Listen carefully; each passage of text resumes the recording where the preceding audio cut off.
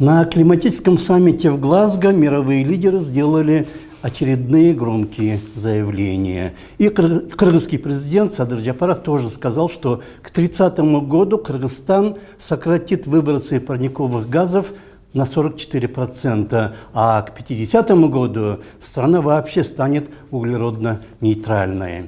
Но единственным промышленным источником энергии в Кыргызстане является уголь. И некоторые серьезные эксперты говорят, что надо вместо двух ТЭЦ в Бишкеке и Аше построить серьезную, большую тепловую электростанцию в Карагече, которая будет в 3-4 раза мощнее, чем каждая из этих ТЭЦ в Бишкеке или Аше.